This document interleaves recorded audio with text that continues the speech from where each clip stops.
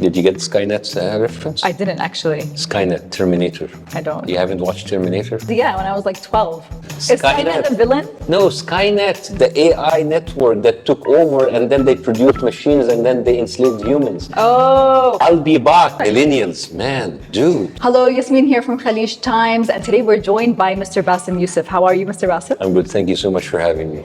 I have a question for you about something that just happened recently with your interview on Piers Morgan. Comedy has always been a way for you to deliver a harsh political message, maybe even some media criticism. What made you feel so strongly about delivering and voicing your opinion on the casting of Cleopatra in a serious tone? I was just invited to the show a few hours before the show, so I didn't really think it over. Yeah. And I think as an Egyptian, who can see the shifts in the American media and how they portray history, I think it was an important message to say. And I don't think there was a place for comedy, right? Especially that it's a serious tone, and you don't want to come across as condescending or satirical or disrespectful or racist. So it's a very thin line, especially with this, because all of these talk about color tones and whatever it can really flip the other way. So you have to be careful, you have to be respectful, you have to respect the other culture, while in the same time you try to defend your point of view. Mm-hmm. So it was just like an opportunity that I was given, and I just said what I feel,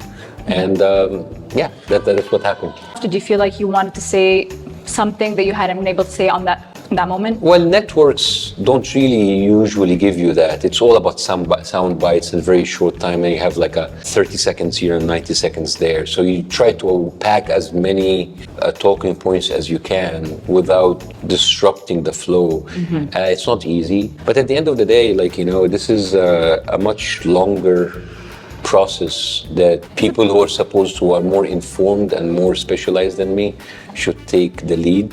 I was just in that place at the time, but I'm not interested to be a representative of that topic, because again, I'm not qualified, and there are people who are far more qualified than me. What would you tell aspiring comedians? Would you tell them to voice their opinion as much as they want, or would you tell them to, be careful on what they say, especially that things can go viral right now? First of all, of course, comedy is about voicing your opinion, but at the end of the day, it's about your safety, your personal safety. You have to be careful not to get hurt. A comedian who's alive much better than a dead comedian, so.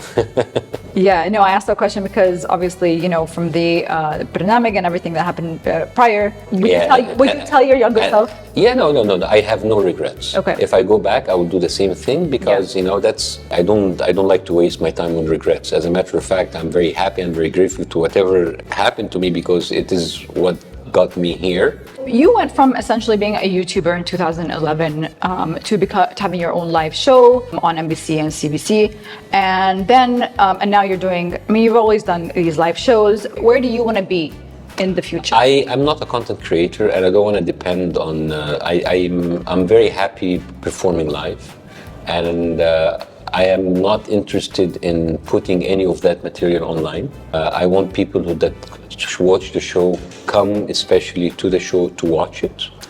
This is where I thrive. This is where I find my voice, live, talking to people directly. And I hope that I would continue touring with both English and Arabic shows all over the world. I feel alive when I'm on theater. I feel alive when people respond to my material.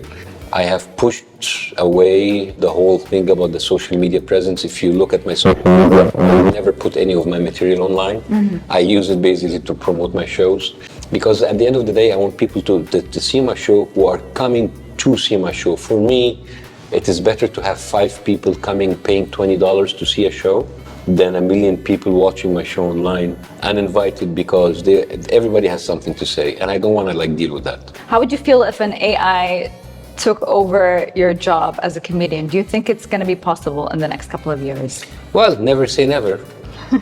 But if an AI could crack jokes, that AI will earn a lot of money. It's going to be a scary day. If an AI can develop that sense of humor, so Skynet is very near.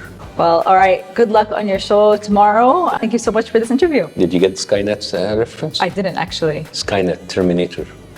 Oh, I'm sorry. I'm not. I don't. You haven't watched Terminator? When I was when I was like 12.